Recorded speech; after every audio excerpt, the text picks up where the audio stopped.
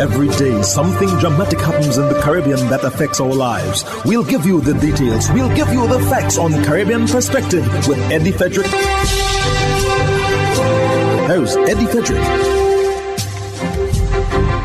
So glad you can join us. Prime Minister considers a fixed date for general elections in St. Lucia.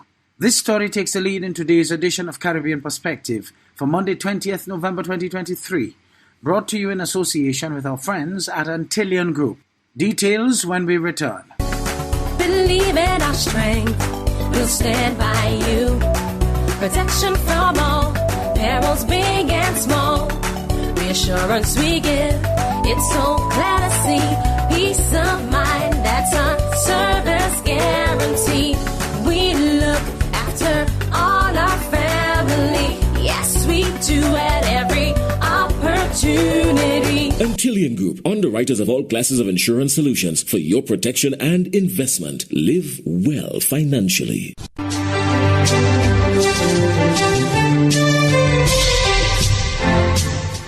Welcome back. St. Lucia's Prime Minister Philip J. Pearce says general elections are not a priority for his administration. This was in response to the opposition United Workers' Party's demands for the Prime Minister to call an early poll. Zane Romulus of the DBS News World reports. During Monday's pre-cabinet press conference, Prime Minister Philip J. Pearce indicated that early elections are not likely to happen.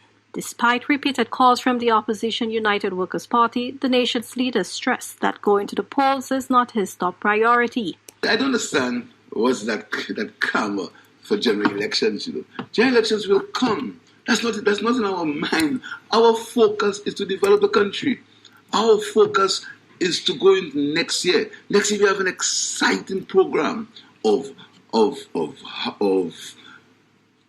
infrastructure. We're going to be building more houses next year than ever was a long time in the history of St. Lucia. We're going to be fixing roads. We're going to continue work on the airport. We're going to be doing work on the seaports. Hotels are going to be built. We're excited about next year. So we're not going to get involved in elections just to win 2 more seats. According to the UWP, the current administration's policies are not resonating with the electorate, who would prefer the UWP if elections were held today. However, Prime Minister Pearce remains unfazed and is confident that his party will easily win the poll. I like opposition, so I won't call elections early. If we call elections early, we're going to win all the 17 seats. I don't think it's very fair for us to, it's not very fair for me to just, after I've beaten you 15-2, to come back and beat you 17-0. I don't feel that. Meanwhile, Prime Minister Philip J. Pearce says his administration still intends to amend the Constitution to allow for a fixed election date. Under the present system, the Prime Minister is the only person who could announce the date for the general election. In opposition, the SLP had promised to make the amendment moved by then Prime Minister Alan Chastain's decision to wait almost to the full term allowed under the Constitution to set a date. One of the recommendations coming out of a report of the Constitutional Reform Commission presented to Parliament in 2015 is for a fixed date for parliamentary elections to be established. This was justified on the grounds that this constitutional power tended to give an unfair advantage to the ruling political party, which would always select a date that was most convenient to them. Upon assumed office in 2021, the Pearce administration did take steps to establish a committee with the aim of implementing this and other recommendations in the report. However, the Prime Minister alleges that efforts to do this have been frustrated by the opposition. I do not want to just interfere in the Constitution piecemeal. I want to have a complete review. So that's something we are going to review. But the leader of the opposition refuses to appoint someone to sit in the parliamentary committee. And if he says that's not true, I'm going to show you the letters. Although you might say letters, I'm not sure also. For the DBS News World, I am Zane Romulus. In related news out of Jamaica, Jamaica's opposition People's National Party gearing up for general elections. More in this CVM News item with Ramon Gordon. A campaign-ready Mark Golding toured sections of central Kingston Wednesday amid rumors of an impending general election. The investment banker turned president of the opposition's People's National Party, PNP, says time has elapsed for the Andrew Holness-led government, whose failure to deliver on campaign promises, Golding adds, makes it clear it's time for something new. I hear the Prime Minister saying he must beg for another term. After 7 years of not delivering prosperity, he's begging the people for more time. He has had enough time.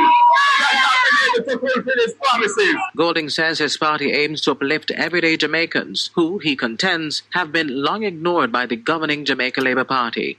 But the role of the state is to primarily uplift the many hundreds of thousands, millions of Jamaicans who need that kind of government, a caring government, a competent government, a government looking after the people. The PNP last won a general election in Jamaica in 2011. The party secured victory under the leadership of Portia Simpson Miller, who became the Prime Minister following the election. This win marked the PNP's return to power after the Jamaica Labour Party had been in office for 4 years. Commentators speculate Prime Minister Andrew Holness may announce the next general elections at the annual JLP conference on November 26. Activities on the ground suggest both sides are gearing up for a hotly contested contest. Ramon Gordon for CVM News. And back to St. Lucia, where the media practitioners there have been called upon to protect the integrity of the profession against misinformation and disinformation. Miriam Montoud of DBS News World filed this report. Acting Prime Minister Sean Edward called upon traditional media practitioners and social media users to cease the spread of misinformation and disinformation during his speech at the 2023 Global Cooperation and Training Framework Media Literacy Forum. The acting Prime Minister stressed that disinformation and misinformation threatens the nation's democracy. He noted how disinformation and misinformation can affect the operation of any society and that the peddlers of false news are always active. Therefore, Minister Edward implored media personnel to fight the spread of false news. For the media practitioners, those who gather and disseminate news and who have been styled the Fourth Estate as the guardians of democracy, it is more incumbent on them than ever before to take their profession and their mission seriously and to ensure that their news is based on fact and is the truth. Minister Edward also spoke against the practice of publishing or broadcasting stories due to the sensational nature of the story for economic benefit without properly checking the facts or regarding the integrity of those involved. He asserted that the principle of only putting out the truth to the public must be on the forefront of the agenda for media workers. In 2023, news is not only a platform to feed facts and truth, but for many, there's an economic benefit that can be derived. And so if a story is sensational, you put it out there, and at times not paying as much attention to accuracy and facts as you ought to. They only have the responsibility and the solemn duty to let the public know when misinformation and lies are being paraded as truth. Ambassador of the Republic of China, Taiwan to St. Lucia, Peter Chia Yen Chen, emphasized that in the digital era, misinformation can spread faster than the truth. He further highlighted that it undermines public trust, distorts public discourse, and threatens social cohesion. In the Latin American and Caribbean region, social media, especially TikTok and WhatsApp, becomes increasingly the information provider during elections. The spread of fake news on social media influences how viewers think about elections. Since democratic countries in this region started to look for ways to combat this and misinformation, we believe media literacy programs are the most effective long-term tool. The GCTF-affiliated event for the Caribbean and Latin American region, Building Democratic Resilience Against Disinformation and Misinformation, took place on Friday, November 17th at the Sandals Halcyon Beach Resort in Castries. It was attended by several delegates, including Ambassador of the United States to Barbados, the Eastern Caribbean, and the OECS. For the DBS News World, Miriam Montoud reporting.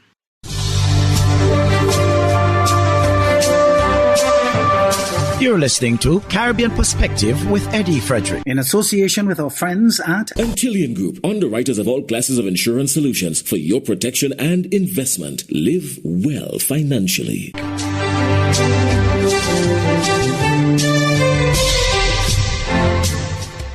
Chief Executive Officer of the Bahamas Telecommunications Corporation, BTC, responds to criticism made by the acting Prime Minister at a telecommunications forum. Vaughn Aubrey of ZNS News reports. No sugarcoating from acting Prime Minister, the Honourable Chester Cooper, on Wednesday, when he told both BTC and Alive to improve their services. In our opinion, this has gone on long enough. We must deliver on the service we promised. You must deliver on your commitments under the laws of the Commonwealth of the Bahamas. Fast forward to Thursday, and BTC CEO Samir Bhatti offered up this response. I reached out to the acting Prime Minister and asked for some specifics on what he referenced, even if it's not our network. Bhatti, who has been at BTC's helm since last September, also made this point. He and I are in communication, and he has provided some more detail, which was all I needed at this point to commission a full drive out in the two areas that he cited. One is in Black Point, and the other is in Staniel Key. Some customers of the two network providers can relate to the acting Prime Minister's lament. Just after I talk about our stable democracy, just after I talk about our political stable environment, the beauty of our country, then I talk about the stable ICT infrastructure, and the call drops. The BTC CEO then asks, at the same time, we'd like to know what is the issue we're solving for, and it's through this drive out and this particular response that we will learn more what the issue is. Is it a data issue? Is it a voice issue? And then what the remediation is. Regarding BTC, Bhatti shared, we'd like to be fact-based. We'd like to know what we're solving for and then get on with it. And so that's the immediate action, and I have followed up with the acting Prime Minister that this is our plan and our plan of attack. Network customers eagerly await the planned improvements. For the Bahamas Tonight, I'm Vaughn Aubrey. And now for a regional roundup with Renata Burnett of HGP Nightly News out of Guyana. The Secretary General of the Caribbean Community, CARICOM, says the issue of reparations for the transatlantic slave trade is a priority for the 15-member regional integration grouping. Addressing the 4-day Accra Reparations Conference, which entered its second day on Wednesday, Dr. Carla Barnett said CARICOM leaders have agreed that collaboration with Africa on reparations is critical to moving the reparations justice agenda forward. The conference has brought together many African heads of state and government, alongside scholars, legal experts, and representatives of civil society organizations. The CARICOM Secretary General, in a video address, said the regional leaders welcomed the update that the African Union is also seeking to develop a common position on reparations and a roadmap for future collaboration with the African diaspora on reparatory justice. The Accra Reparations Conference is therefore timely to facilitate dialogue on the reparations agenda, she said, adding that Caribbean leaders have tabled important proposals for cooperation with the African Union on reparations. Now for news in Jamaica. The Home Circuit Court on Wednesday sentenced 2 men to a combined total of nearly 38 years in jail after they were charged in the murders of the 10-month-old daughter of the Member of Parliament, Philip Paulwell, and her mother, who had been reported missing since September this year. Toshnaya Patterson and her daughter Soraya had been reported missing since they left their home in St. Andrew on the southeastern end of the island on September 9. The court sentenced one of the men to 30 years in prison on each of the 2 counts of murder, and he would have to serve a minimum of 20 years in prison before being eligible for parole. The unidentified man was also sentenced to 1 year and 10 months in prison on each of the 2 counts of kidnapping of the infant and her mother. The sentences are to be served concurrently. The other man implicated in the murders has been sentenced to 7 years and 10 months in prison for the offense of accessory before the fact. He was also charged with 2 counts of conspiracy to kidnap and misprison of a felony. The sentences are not yet known.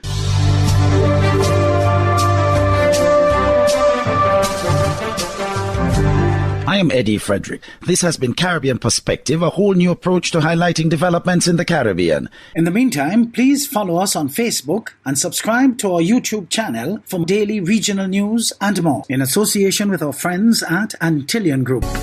Believe in our strength, we'll stand by you. Protection from all, perils big and small.